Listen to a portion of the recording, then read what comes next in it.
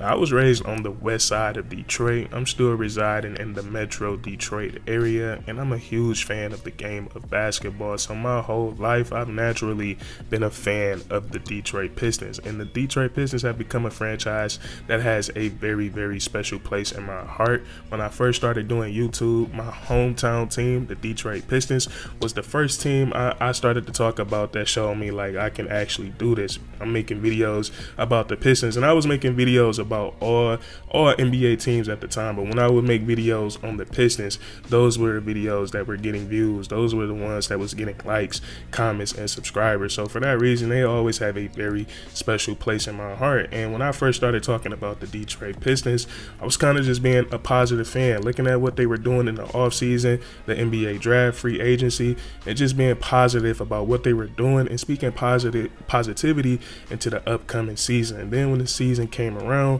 things just never panned out how we wanted them to go. And then we get to the 2023-2024 NBA season, where we saw the darkest days of the Detroit Pistons franchise, and we saw our guys get on the wrong side of NBA history. We saw them have the worst season in franchise history, winning just 14 games, and we also saw them break the record for the longest losing streak in the regular season in the NBA. So a very, very dark season for the Detroit Pistons.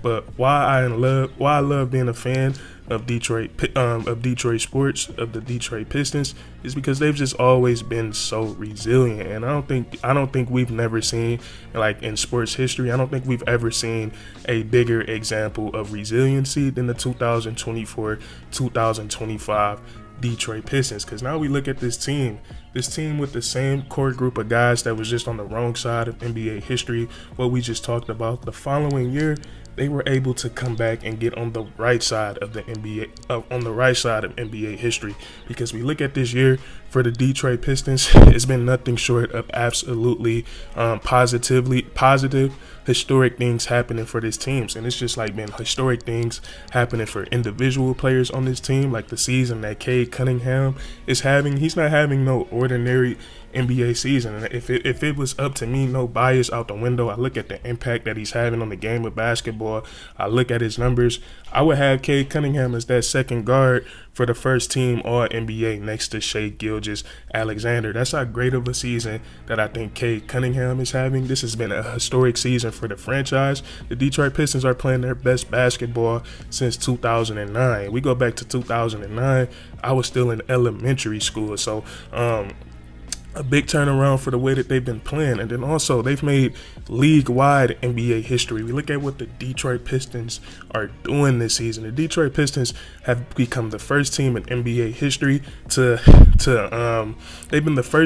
become the first team in NBA history to triple their total wins from the previous season. Last year, the Detroit Pistons had 14 wins on the season. Right now, with their most recent win over the Cleveland Cavaliers, they now have 42 wins on the season, and they're sitting at 5th place in the Eastern Conference, right on the tail of the Indiana Pacers. So it's been a terrific season for the Detroit Pistons. They're going to have opportunities to add to this win total, as we got like a handful of NBA games left. But like I said, this is why I love being a fan of Detroit sports, the Detroit Pistons, the Detroit Lions. I'm not really into baseball or hockey yet, but I am getting there, especially baseball. I'm becoming a little bit more intrigued, but it's just so much resiliency, and that's just like a Detroit thing. You live in the city of Detroit. It's kind of tough. You got to be a resilient person. You got to know how to keep getting up when life knocks you down. So for the Detroit Pistons to turn things around so quickly, I couldn't be more proud, and I also couldn't be more impressed with what these guys have done this season.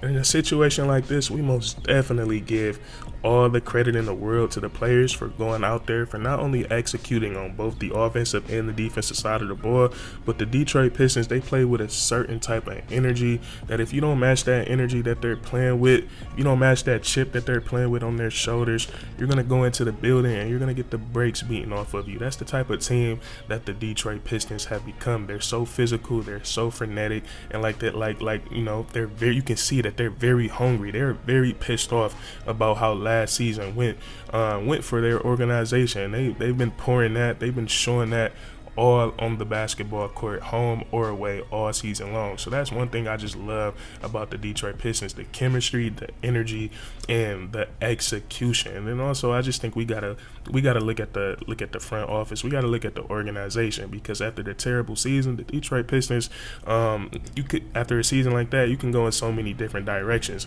And the direction that they could have went in, they could have said everybody on this team is available outside of Cade Cunningham. But instead of doing that, we saw the Detroit Pistons. We said maybe we just need to shake things up in our front office, and that's what they did. We saw them let go of Troy Weaver. We also seen them let go of head coach Monty Williams, and they bring in Trajan Langdon from the New Orleans Pelicans, and he brings in Coach J.B. Bickerstaff, and these have been two enormous blessings for the Detroit Pistons. And I've talked about this a couple times on occasion this season. A lot of people try to tell me, well, Monty Williams, he's the one that drafted he's the ones that drafted Cade Cunningham. He drafted Jaden Ivey. He drafted Asar Thompson. He drafted, or he made the move on draft night to get Jalen Duren. And that is true. Troy Weaver, he did a great job of acquiring young talent for the Detroit Pistons, but that's just half the job. The other half is putting players around these guys in order for them to be successful. In just one offseason, Trajan Langdon, he was able to go out and find three guys, and the three guys that he found, they're not superstar players. He didn't have to beg them to come to the Detroit Pistons. He didn't have to put up no crazy type of trade, no crazy type of deals. He was just able to identify three guys that he know that was going to come in and be able to help the Detroit Pistons. And those three guys were Tobias Harris via free agency, Malik Beasley via free agency, and he did make a trade to bring in Tim Hardaway Jr. And these three guys have been so beneficial for the Detroit Pistons. These are three guys that's been in the NBA for a long time now, so they have that veteran presence, and then they can all stretch the floor. And Tobias Harris, he doesn't take many threes, but he's nobody sagging off of him, and he can score the basketball. He's another healthy, reliable scorer, which is something that I always said that the Detroit Pistons needed. You gotta pit somebody until Jaden Ivey is coming along as a scorer, which he did this year, and Jalen Duren starts to come along as a scorer. Asar Thompson comes along as a scorer. We got to get somebody next to Cade Cunningham that defenses have to respect, and that player is Tobias Harris. He can score from all three levels on his own. He can get you 15 points each and every night, and that's all you need next to Cade Cunningham. That and plus floor shooters, and that's what they got with Malik Beasley and Tim Hardaway Jr. Right now, if I'm not mistaken, him and Ant-Man, they're going back and forth for leading the lead in threes. The last time I saw it, Malik Beasley, he had the lead for most three-pointers this season. So that's just like that's just amazing. The Detroit Pistons got really lucky with him. He had the big not to be traded at the NBA trade deadline. I'm glad that they didn't trade him. But Malik Beasley, aka Malik Beasley, and I'm glad I got to see him in person this year. I got to see him against the Boston Celtics, and it's like he was taking all heat check threes, and they was just all going in. So Malik Beasley has been big time for the Detroit Pistons this year, and he's really embraced the community in the culture of the Detroit Pistons. So I've been loving watching him. But what Trajan Langdon did this offseason in such a short amount of time, and all the moves that we've seen him made has just been so beneficial. So I'm loving that. And then Coach J.B. Bickerstaff, he's instilled some very nice confidence in this team, and he's also instilled some great chemistry within this team as well. I love what Coach J.B. Bickerstaff has been able to do with the Detroit Pistons this year. And then we just look at what the Detroit Pistons have been doing as of late, coming down the stretch of the season. We're really not even coming down the stretch of the season. This happened when the New Year calendar turned, that the Detroit Pistons, they became like one of the best teams in the NBA. If I'm not mistaken, at like one point in January, the Detroit Pistons were a below 500 team. And now these boys are sitting with a record of 42-32, 10 games above 500 about to get into the Eastern Conference playoffs very comfortably. So, and then their last couple of games, they've been able to win without Cade Cunningham. And then in the most recent game, they play against a fully healthy Cleveland Cavaliers. Donovan Mitchell was on that basketball court. Darius Garland was on that basketball court. Jared Allen, Evan Mobley, all these guys were playing for the Cleveland Cavaliers, and the Detroit Pistons were able to win this ball game. And that just speaks volumes. That just speaks volumes about the chemistry of this team, the confidence of this team, to be without a player like Cade Cunningham. Like I said earlier in the video, I believe Cade Cunningham should be on the first team or NBA team, and I know it's probably not going to happen, but at bare minimum, he's going to be a second team or NBA player. But to be without him in a matchup like that against the top seeded team, the Cleveland Cavaliers, a team that has went on a 15-game winning streak twice this season, to get a win like that without your best player, without Jaden Ivey, without Tobias Harris, it just speaks volumes of the confidence that that the Detroit Pistons are playing with. And I'm so excited for the playoffs. I've been listening to sports radio a lot. Some of you guys might listen to 97.1 The Ticket, because I drive for Uber, so that's what I'm listening to, because I'm so burnt out from music. I can't even, I know like every song backwards and forwards, so I've been listening to them.